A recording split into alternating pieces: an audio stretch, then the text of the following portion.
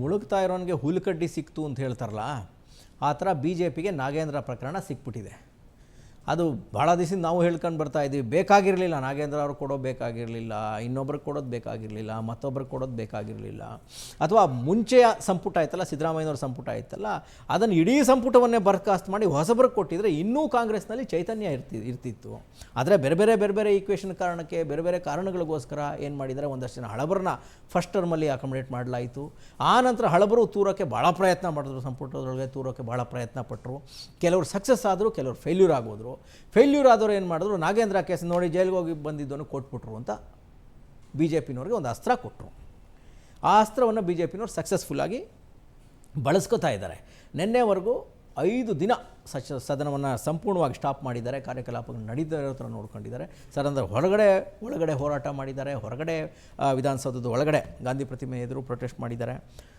ಅಷ್ಟೇ ಅಲ್ಲ, ಇಡೀ ರಾಜ್ಯದಲ್ಲಿ ಪ್ರತಿಭಟನೆ ಮಾಡೋ ಮೂಲಕ ಕಾಂಗ್ರೆಸ್ ಸರ್ಕಾರ ಭ್ರಷ್ಟ ಮಂತ್ರಿಗಳನ್ನಿಟ್ಟು ಆಡಳಿತ ನಡೆಸ್ತಾ ಇದೆ. ಡಿ ಕೆ ಶಿವಕುಮಾರ್ ಅವರ ಸಂಪುಟ ಸರಿ ಇಲ್ಲ, ಪಾರದರ್ಶಕವಾಗಿ ಆಡಳಿತ ನಡೆಸೋಕ್ಕೆ ಇವ್ರ ಕಡೆ ಸಾಧ್ಯ ಇಲ್ಲ, ಭ್ರಷ್ಟಾಚಾರ ರಹಿತ ಆಡಳಿತ ನಡೆಸೋಕ್ಕೆ ಇವ್ರ ಕಡೆ ಸಾಧ್ಯ ಇಲ್ಲ ಅನ್ನುವ ಮೆಸೇಜನ್ನು ರಾಜ್ಯದ ಜನರಿಗೆ ಪಾಸ್ ಮಾಡೋದಕ್ಕೆ ಭಾಳ ಕಷ್ಟವನ್ನು ಪಡ್ತಾ ಇದ್ದಾರೆ.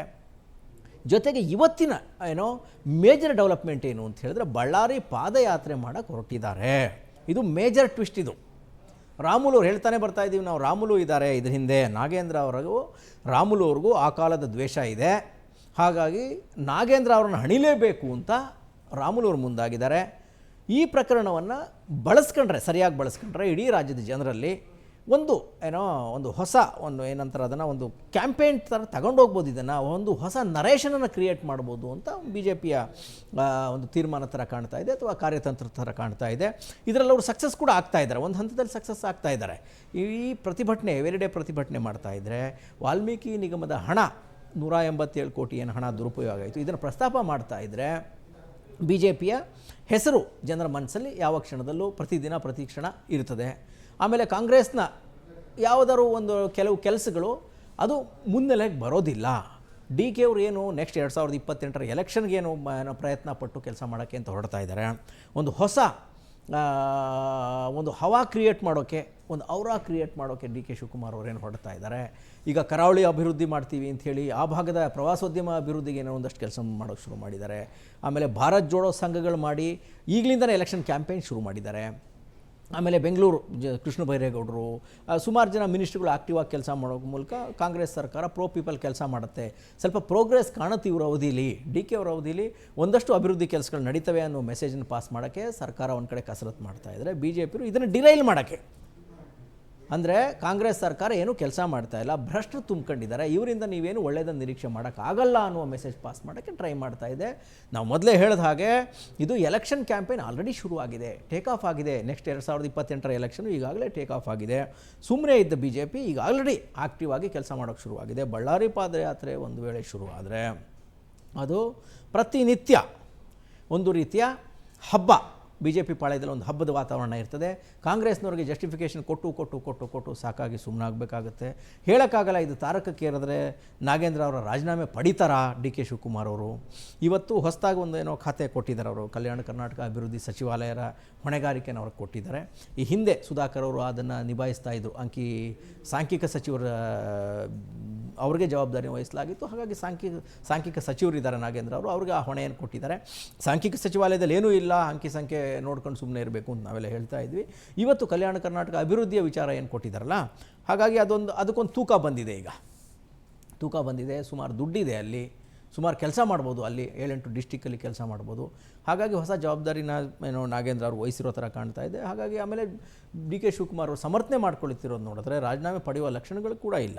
ಒಂದು ರೀತಿ ಬಿ ಜೆ ಪಿನವರು ಪಾದಯಾತ್ರೆ ಮಾಡಿ ಅದೇನಾದ್ರು ಕಾಂಗ್ರೆಸ್ಗೆ ಬೂಮ್ರಾಂಗ್ ಆಗುತ್ತೆ ಅಂತ ಗೊತ್ತಾದರೆ ಹೇಳೋಕ್ಕಾಗಲ್ಲ. ಹೈಕಮಾಂಡ್ ಒಂದು ಮೆಸೇಜ್ ಪಾಸ್ ಮಾಡಿದ್ರು ಮಾಡ್ಬೋದು, ಆಯಿತು ತಗೊಂಬಿಡಿ ರಾಜೀನಾಮೆ ಅಂತ. ಆಮೇಲೆ ಸುಮಾರು ಜನ ಅತೃಪ್ತಿದ್ದಾರೆ, ಅವ್ರನ್ನ ಅಕಾಮಡೇಟ್ ಮಾಡುವ ಕೆಲಸಗಳು ಕೂಡ ಆಗ್ಬೋದು, ಹೇಳೋಕ್ಕಾಗಲ್ಲ.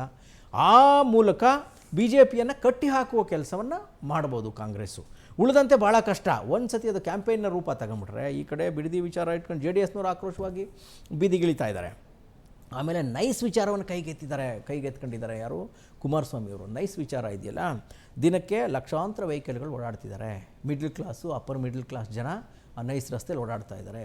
ಈ ನೈಸ್ ರಸ್ತೆಯಲ್ಲಿ ನೀವು ಕಟ್ತಾ ಇರೋ ಟೋಲೇ ಇಲ್ಲಿಗಲ್ಲು ಅಂತ ಮೆಸೇಜ್ ಸ್ಪ್ರೆಡ್ ಆದರೆ, ಈ ಇಲ್ಲಿಗಲ್ ಟೋಲ್ಗೆ ಕಾಂಗ್ರೆಸ್ ಸರ್ಕಾರ ಕುಮ್ಮಕ್ಕೆ ಕೊಡ್ತಾ ಇದೆ ಅನ್ನುವ ಮೆಸೇಜ್ ಸ್ಪ್ರೆಡ್ ಆದರೆ ಭಾಳಷ್ಟು ನೆಗೆಟಿವ್ ಆಗುವ ಸಾಧ್ಯತೆ ಇದೆ. ಒಂದು ಕಡೆ JDSನವರು ಬಿಡದಿಯ ಹೋರಾಟವನ್ನು ಸಕ್ರಿಯವಾಗಿ ಮುಂದುವರಿಸ್ತಾ ಇದ್ದಾರೆ, ಬಿಡ್ತಾ ಇಲ್ಲ ಅದು. ಎರಡನೇದು ನೈಸ್ ಅಸ್ತ್ರವನ್ನು ಬೀಸಿದ್ದಾರೆ. ಭಾಳ ಧರ್ಮ ಸಂಕಟದಲ್ಲಿದ್ದಾರೆ ಮುಖ್ಯಮಂತ್ರಿಗಳು. ಇವೆರಡೂ ಕೇಸ್ಗಳನ್ನ ಹೆಂಗೆ ಹ್ಯಾಂಡಲ್ ಮಾಡಬೇಕು, ಹೇಗೆ ಟ್ಯಾಕಲ್ ಮಾಡಬೇಕು ಅನ್ನೋ ಇದರಲ್ಲಿ ಈ ಮಧ್ಯೆ BJPನವರು ಅದನ್ನು ನಾವು ಲೀಡ್ ಮಾಡ್ತೀವಿ ಅಂತ, ಯಾವುದು ಬಳ್ಳಾರಿ ಚಲೋ ಪಾದಯಾತ್ರೆ, ಹಿಂದೆ ಸಿದ್ದರಾಮಯ್ಯನವರು ಬಳ್ಳಾರಿ ಚಲೋ ಪಾದಯಾತ್ರೆ ಮಾಡಿದರು, ಜನಾರ್ದನ್ ರೆಡ್ಡಿ ಮತ್ತು ಅವರ ಪರಿವಾರ ಏನೋ ಸದನದಲ್ಲಿ ತೊಡೆ ತಟ್ಟಿದ್ರು ಅನ್ನೋ ಕಾರಣಕ್ಕೆ ಇವರು ತೋಳು ತಟ್ಟಿ ಭಾಳ ದೊಡ್ಡ ಕ್ಯಾಂಪೇನನ್ನು ಮಾಡಿದರು, ಬಳ್ಳಾರಿ ಚಲೋ ಮಾಡಿದರು, ಅಲ್ಲೋಗಿ ಗುಡುಗಿ ಆ ಮೂಲಕ ಅಧಿಕಾರಕ್ಕೂ ಬಂದಿದ್ದರು ಅವರು. ಹಾಗಾಗಿ ಇಡೀ ಜನರ ಗಮನವನ್ನು ಸೆಳೆಯುವ ಕೆಲಸವನ್ನು ಮೈತ್ರಿ ಪಕ್ಷಗಳು BJP ಮತ್ತು JDS ಎರಡೂ ಮಾಡ್ತಾ ಇದೆ. ಕಾಂಗ್ರೆಸ್ ಪಾಳ್ಯದಲ್ಲಿ ಈಗ ಸ್ವಲ್ಪ ಮಂಕು ಕವಿದಿದೆ. ಆಮೇಲೆ ನಮ್ಮ ನಮ್ಮ ನಾಗೇಂದ್ರ ಅವ್ರನ್ನ ಸಮರ್ಥನೆ ಮಾಡಿಕೊಳ್ಳುವ ಸ್ಥಿತಿಯಲ್ಲಿ ಹಿರಿಯರಿಲ್ಲ, ಸೀನಿಯರ್ ಲೀಡರ್ಗಳು ಯಾರು ನಾಗೇಂದ್ರ ಅವ್ರನ್ನ ಸಮರ್ಥನೆ ಮಾಡಿಕೊಳ್ಳೋ ಸ್ಥಿತಿಯಲ್ಲಿಲ್ಲ. ಅದೊಂದು ರೀತಿಯ ಹಿನ್ನಡೆ ಕಾಂಗ್ರೆಸ್ ಪಾಳ್ಯಕ್ಕೆ. ಜೊತೆಗೆ BJPಯವ್ರಿಗೆ ಒಂಥರ ಆಕ್ಸಿಜನ್ ಸಿಕ್ಕಂಗಾಗಿದೆ. BJPನವರು ಪರ್ಫೆಕ್ಟ್ ನೆಕ್ಸ್ಟ್ ಎಲೆಕ್ಷನ್ಗೆ ಏನು ಮಾಡಬೇಕು ಅದನ್ನು ಮಾಡ್ತಾ ಇದ್ದಾರೆ.